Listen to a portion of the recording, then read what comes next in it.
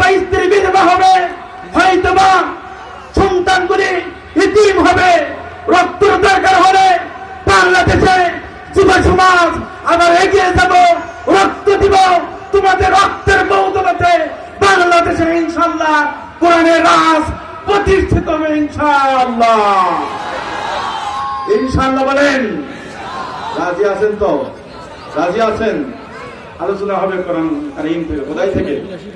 আমার সঙ্গে বলুন, আউযু বিল্লাহি মিনাশ শাইতানির রাজীম। বিসমিল্লাহির রাহমানির রাহিম। লাইসাল বিররা আন তুওয়াল্লু وجوهكم قبل المشرق